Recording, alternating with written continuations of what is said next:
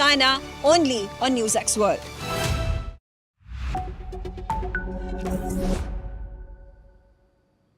Hello and welcome viewers, I am Pia and you're watching NewsX World as we continue our very special coverage of the SCO summit in Tianjin.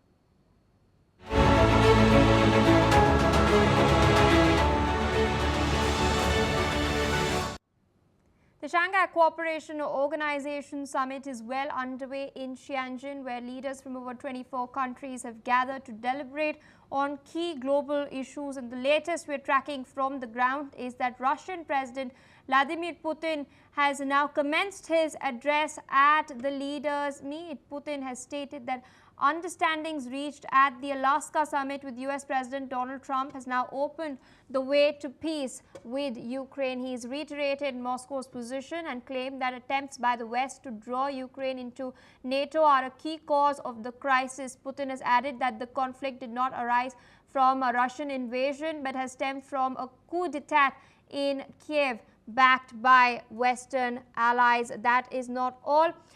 Putin has also stated that the root causes of the crisis in Ukraine must be addressed and security balance must be established. He has commented on the crisis, stating that Russia adheres to the principle that no country can ensure its security at the expense of another. Putin has also stated that he will inform the leaders about details from his Alaska meeting with Trump during bilateral meetings. And he's stated that he's discussed with Xi Jinping as well as other leaders of the outcomes of the summit with Trump in Alaska.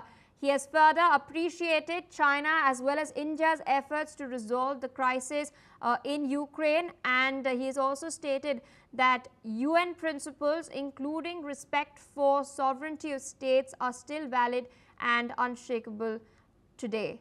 This is a gist of the speech that Russian President Vladimir Putin has made at the SCO leaders meet in Tianjin. Meanwhile, joining us on the broadcast is Professor Veselin Popovsky. He is a professor and the Vice Dean at Jindal Global Law School. He's joining us live. Thank you so much for taking out time speaking to us on NewsX World. Interesting statements coming in from the Russian president. He has made it very clear that Ukraine's ambitions to join NATO is a non-negotiable sticking point as far as reaching peace is concerned.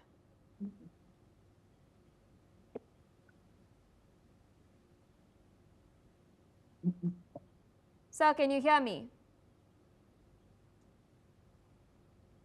Professor Popovsky, can you hear me? Yes, I can talk.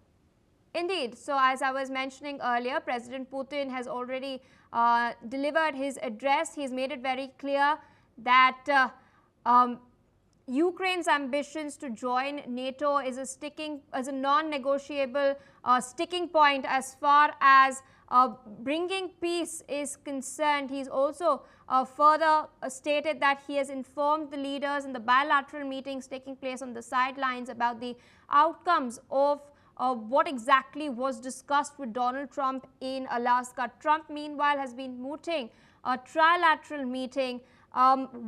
Do you think this trilateral could catalyze in the near future? Can I say that I'm busy, I'm speaking? I'll call you back. I will call you. Professor Popovsky, over to you. Yes, thank you very much. Well, basically, everything that Putin says is a lie or a manipulation. And he even he cheats those who call friend in the Shanghai Cooperation Organization. Absolutely not. Absolutely the opposite, I must say. It was NATO that refused Ukraine membership for the last 16 years. Ukraine applied for membership back in 2009 after Russian aggression in Georgia, not before that. Only when Russia committed a flagrant violation of international law, invaded Georgia in 2008, only then Ukraine applied for NATO membership. Obviously, why? To be protected from the next Russian aggression against Ukraine. And NATO said no. It's exactly the opposite. NATO refused Ukrainian membership to please Vladimir Putin for 16 years. And now Putin put this exactly into the opposite. which is absolutely incorrect. It was NATO non-acceptance of Ukraine into NATO that actually led to the Russian aggression into Ukraine. So don't listen to Putin, don't even put him on video here. Everything he says, every time, including to Donald Trump in Alaska, including to now to his friends in China, is absolute manipulation. There is no such things. And I hope that the world realizes that. Donald Trump already realized that. Took him 6-7 months. Well, for incompetent US president, it takes longer than for regular people to understand the causes of this conflict. So hopefully US administration will be also on the right side of the story, together with the Europeans, Australians, Canadians, Japanese, South Koreans, and the rest of the world.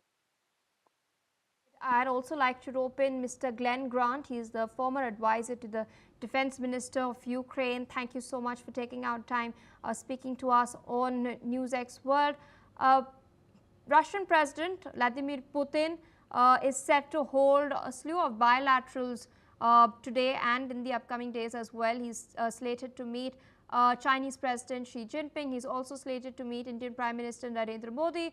What are your expectations from these bilateral meetings? He said that he will inform these countries about the outcomes of his meeting with Donald Trump that was held in Alaska. Well, as Mr. Popovsky said, it's very clear that he's only going to lie to these people. But I think that you know, when you're dealing with G, that you've got two manipulators speaking together. So any outcome that comes out of them is going to be pure fairyland. But this is an extremely dangerous time. And especially I worry about you know, Modi actually speaking to these people, because he's playing with the devil at the moment, and I think you need to understand this, because these people are not nice. And one thing I was thinking about before I came on this morning was that, you know, where do people from the Indian subcontinent go? Do they when they leave and go to work somewhere else? They go to America, they go to Britain, they go to Australia, they go to the Western world. They don't go to the places that Mr. Modi is actually going to people to speak at the moment. They're not rushing to China. And they don't, for very good reasons, because the values that Indians have are not the values that these people espouse. They're not the values that these people follow. So I think that this is a dangerous time for India, because aligning itself with I'm going to call it the axis of evil of Russia, China, Iran, and North Korea is not a good thing to do.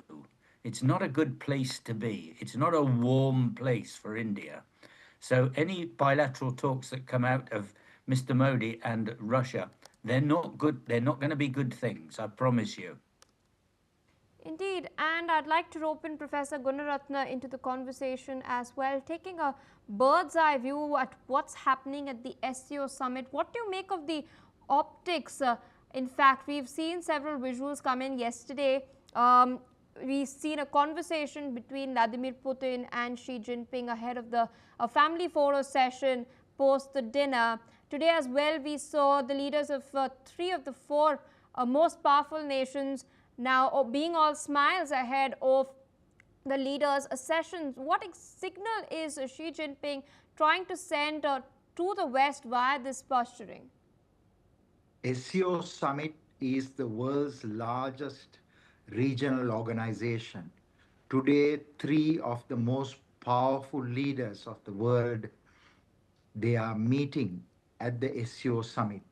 And of course, President Putin has played a very pivotal role in bringing China and India together. President Putin primarily briefed the leaders at the summit of his talks with President Trump. And I believe that we must all congratulate both the Russian and the American leaders for meeting. And I believe that it is important not to criticize that meeting, because that is the very first steps of a long journey towards an alliance that will form again between the West and the East. If no such meeting took place, Ukraine and Russia will be at continuous war. This meeting, the Alaska meeting, and also Putin's words at the SCO summit gives us hope that there can be peace in Ukraine and not war. Certainly, it's a very long journey because the Russian leaders want to make sure that there is no NATO buildup on its borders in the West. And the Western leaders must understand about this Russian concern. So there must be appreciation of the concerns of both parties, of Russia and of the West. It is only only then there can be peace. The broader agenda, the broader concerns should be understood. The war in Ukraine is just the trigger, the spark of a broader dispute between Russia and the West. All right, quick follow-up to this. Zelensky spoke to Modi yesterday. President Zelensky had highlighted the loss of lives that had taken place in Kiev. 23 people had, civilians in fact, had tragically lost their lives in a Russian strike. And these strikes have been taking place despite talks in Alaska. And Ukraine, in President Zelensky's message particularly, he's emphasized that Ukraine is willing to come to the negotiating table. But so far, we've not seen any clarity or any clear statement being given by the Kremlin to this end. Do you think Prime Minister Modi will pass on President Zelensky's message to Putin? Certainly. But more than that, I want to share with you that President Trump is very keen to bring in Zelensky into the table, and he will do so when they meet next. Zelensky is an important man if there is going to be peace in Ukraine. Rather than talking about the loss of lives of these attacks, what is important is to work out an agreement where there is stability and security for Russia and also for the West. All right, I'd also like to go back to Professor Popovsky. We've seen the US President Donald Trump change his tune several times over the last couple of months. Soon after he was sworn into power, he had called President Zelensky to the Oval Office, where he allowed him to be humiliated. There was a lot of questionable comments that were made regarding President Zelensky's attire, something, of course, he got his lick back in the recent meeting that had taken place at the Oval Office after the Alaska summit. But why are we seeing these moves being made by Trump? Initially, he was criticizing Zelensky rather openly. Now he's willing to provide security guarantees. What exactly is Donald Trump trying to achieve? Well, thank you for the question, and it's a very difficult one. Every question why Donald Trump does it, what Donald Trump means, are useless because Donald Trump doesn't know why he does this. Donald Trump doesn't know what he means when he talks. It's an irrational clown that does nothing. And I totally disagree with the last speaker who put so much hope into that Alaska meeting and to this Shanghai Cooperation meeting. Absolutely not. After Alaska, we see zero development. There are talks and talks, but no action whatsoever. And this goes back to my previous point. Vladimir Putin doesn't want peace. He cannot live in peace. His only life is in war, and Ukraine is his victim.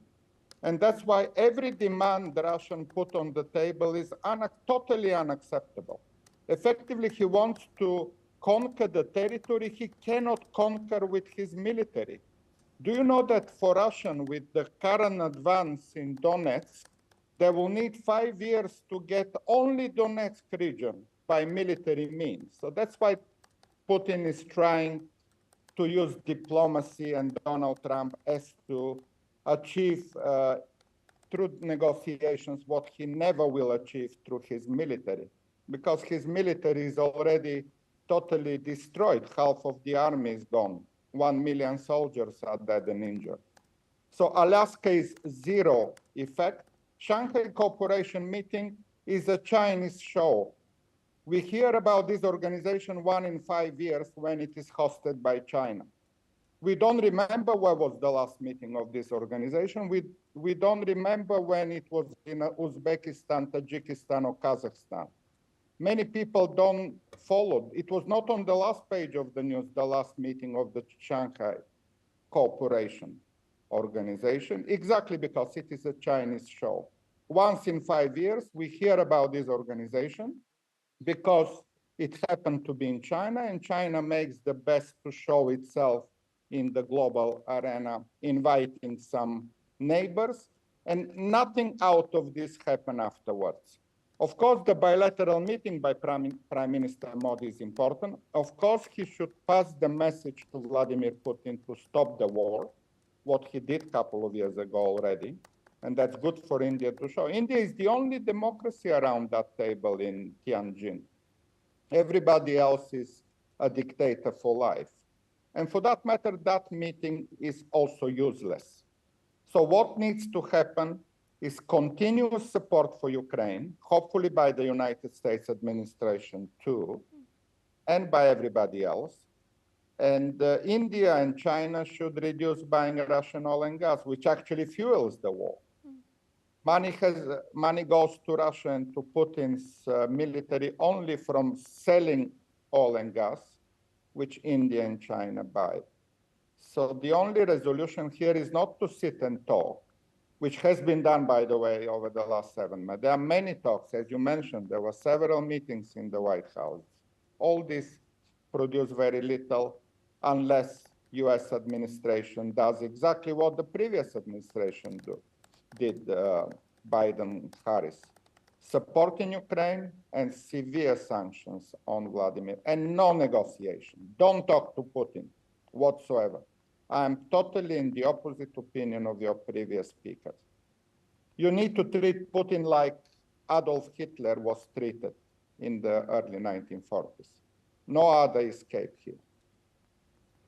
All right. Before I go across to Mr. Grant, who's still waiting rather patiently, I believe we have the soundbite of Vladimir Putin's statement from the SCO, where we can hear him defending his stance on his war with Ukraine. Let's in fact listen into that soundbite. Этот кризис возник не в результате нападения России на Украину, а в результате государственного переворота на Украине, который был поддержан и спровоцирован Западом. All right, we've just heard Putin defend the war that's taking place against Ukraine. So on one hand, it seems that Russia is not backing down. On the other, it seems that Donald Trump has his eye on the Nobel Peace Prize, and he's not very subtle about it as well. So he has his personal considerations. Meanwhile, we've recently seen, Mr. Grant, defense ministers of European nations gather in Denmark. They are currently deliberating over the security guarantees that need to be outlined for Ukraine. So what must Europe do at this point? How urgent is it to outline these guarantees to ensure that there is in fact security cover that can be provided for Ukraine, since it does not seem like the attacks are going to be ending any soon? Well, there is only one type of security guarantees that, that creates security, and that is guaranteeing to put your soldiers on the ground in Ukraine by law. In other words, you actually agree some sort of agreement with Ukraine, bilateral or whatever, as a group, and then you enshrine that in your national law, so politicians can't weaselly way their way out of it. I don't see that happening.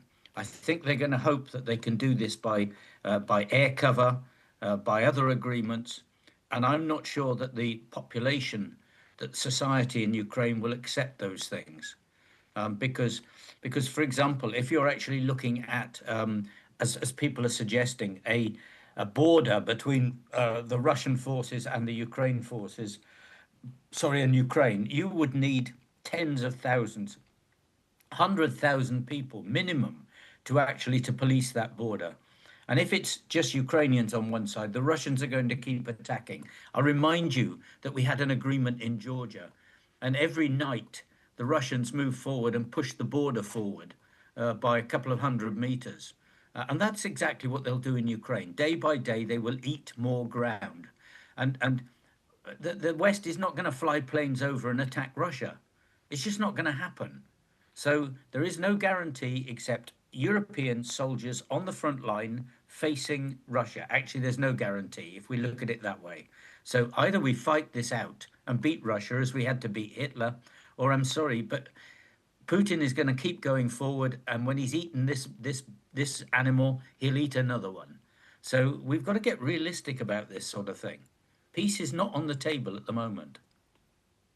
All right, with that, I would like to thank Professor Gunaratna. I'd also like to thank Professor Popovsky and Mr. Glenn Grant for taking out time, speaking to us on NewsX World as we continue to track developments from the Shanghai Cooperation Organization summit in Tianjin. Meanwhile, viewers, shifting focus to the Middle East, we're now learning that the United Nations has stated that Houthi rebels have raided its offices and detained at least 11 staff members. The UN envoy Hans Grundberg has now confirmed the detentions took place in both the Yemeni capital Sana'a as well as the city of Hodeidah. He has condemned what he called a new wave of arbitrary detentions, along with the forced entry into UN premises and seizure of UN property. Grundberg has also called for the immediate and unconditional release of all detained personnel. The World Food Programme also confirmed that one of its staff was taken from its Sana'a office. These incidents mark another serious escalation in an already fragile situation in the Middle East. Well, viewers, this is all we have time for. We will continue to track more news and updates. Stay tuned on NewsX World as we slip into a quick short break.